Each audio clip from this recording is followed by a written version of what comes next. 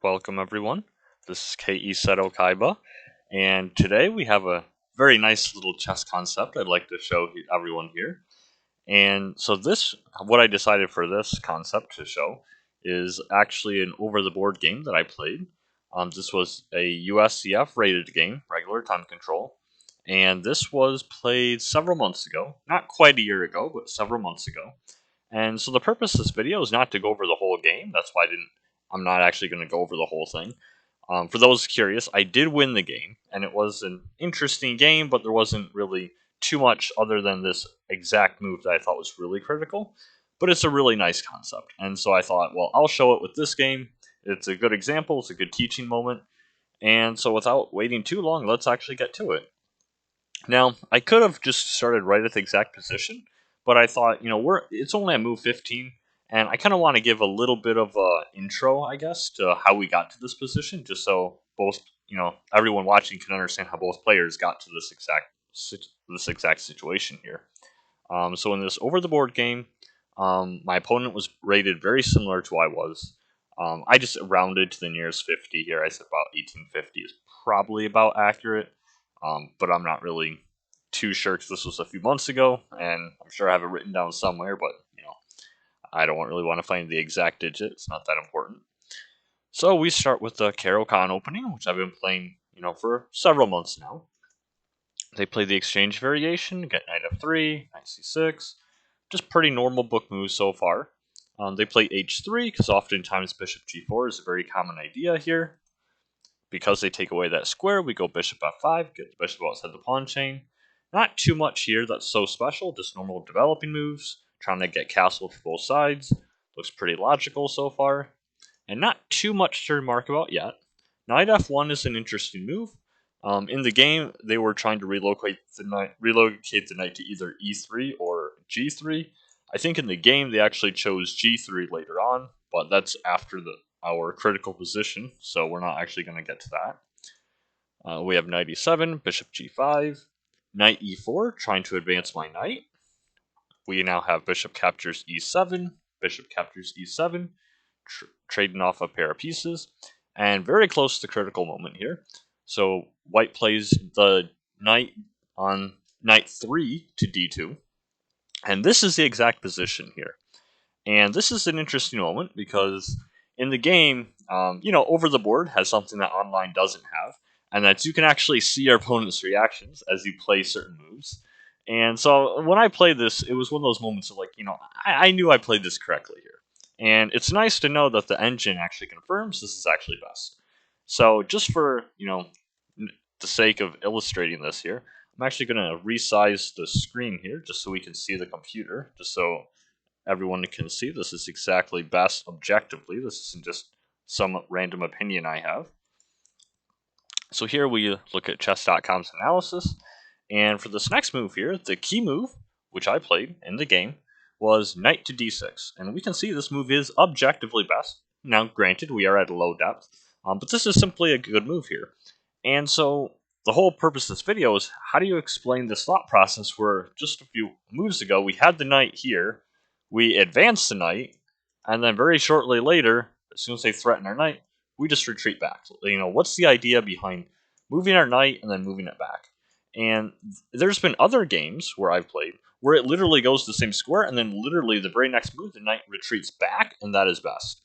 And this is an objective thing, because a lot of times, this will happen in some grandmaster game. He's playing a low-rated player, and the grandmaster will do this simply for the psychological reason that they want to keep complexity on the board. They think that they can outplay their opponent, and keeping more pieces on the board tends to do that. But here, this is not the case. I am rated pretty similar to my opponent. They were actually slightly higher rated than I was, so this was not a psychological reason in that respect. There's an actual objective reason why. Now, I can't say that I invented this idea over the board, because this idea I actually kind of sort of more or less discovered about a week or two prior to this tournament. And how I discovered it was I was playing some online chess game. Pretty sure it was chess.com. And in that game, it was a very different position, which I considered showing, but I think this one is a better example. And in that position, it was very similar. My knight advanced to the center, but it retreated to the exact same square very next move, and that was best. but in that position, I had a very large space advantage, and generally speaking, it's a good idea when you have a space advantage to keep pieces on the board. So that one was a little easier explainable. But this one here, I mean, we can see that no side really has a space advantage. I mean, black's pawns are kind of nice here, but so are white's, and this looks pretty symmetrical. We don't really have any imposing pieces. It actually looks fairly symmetrical. So let me explain the thought process behind this move here. So because of my opponent, you can see this in person. I know that after I play this, they kind of gave that look like, not really sure what this is up to. And when you get your opponent thinking, you know you made the right decision, at least psychologically. But objectively, in the game, I was thinking of these concepts, and I thought, I actually want to preserve my knight and bring it back to d6. And here's the reason why. Even though there isn't necessarily a space advantage in the considerable, typical sense of the word, here, if we look at black's pieces, black is fairly active. At least they're developed off the back rank. Both rooks are connected. That's nice. And maybe you could argue that one of these rooks could get a little more active. Maybe something like here. Maybe this rook could advance to one of the other central files. So we can improve our position further. However, if we look at white, it's similar. These two pieces are off the back rank, and yes, their rooks are connected.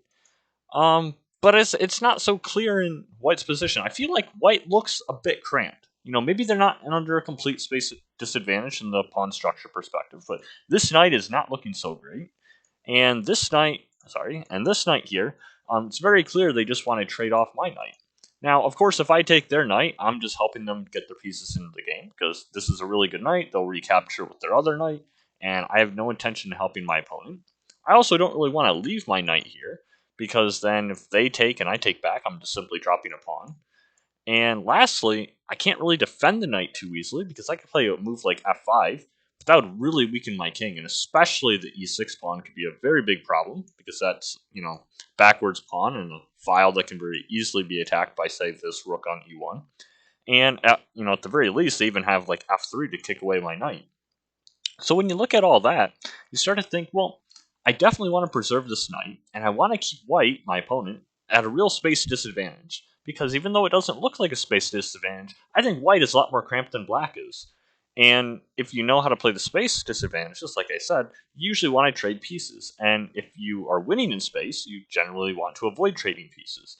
And so it was very clear to me, I want to retreat the knight back to one of these two squares. I think both of them, preserving the knight, is going to be the best.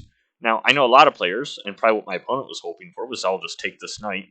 But again, that'll just help my opponent develop, and I'm not really getting much. It's a very active piece. Now, why did I choose d6 and not f6? Because I could have retreated back, and I think knight f6 is fine. But the reason why I went d6 was because here, and I'll actually play it, because that's actually what I did in the game, I thought it's more centralized, and maybe I can use c4 at some point. Whereas if I go back to f6, I'm not necessarily doing much in the g4 square. Not this early in the game. I don't really see an attack coming anywhere. And not to say I'll necessarily go here, but just to have this option further down the road. Right now it would even attack this pawn right away. But just to have those extra options, I think the knight is an improved piece. And so it's kind of funny that to move the knight forward and then move it back, just because the opponent provoked it, here, this is the key idea, our knight was pretty nicely placed, but as soon as they provoke trading it, I have to think, who's actually benefiting from this trade more? And in this case, it feels like white is more cramped, and for that reason, black might want to actually keep pieces in the board and keep them cramped. And so for that reason, I actually chose knight d6. And as I mentioned on later in the game, I did end up winning this. But even if the game was a draw or a loss for me, it would be the same concept applies. I'd still show this game because it's the concept here that, it's a cool idea you don't see every day. I mean, how often do you see a piece move and then move back? And all of a sudden that's the best move. That is objectively best. This isn't some, psychological edge. This is actually the best move. And the reason is the position has changed.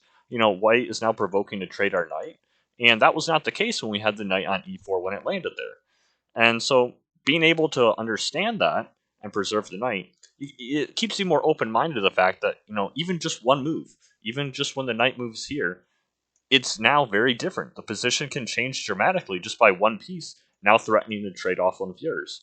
And so if you keep that in mind, you'll be a lot more inclined to find these types of moves in your own games. So I hope everyone found this useful. Hopefully, it wasn't too much ranting here, but I really wanted to kind of hammer home the concept that this is not the most natural looking move in the world, or at least it wasn't to me a few weeks before this tournament. But it was natural enough that I found it in the game, and now I'd like to think it's a lot more natural part of my toolbox of chess ideas, and so hopefully it will be for you too now. So thanks for stopping by, everyone. Hope you found this useful, and I will see you in the next video.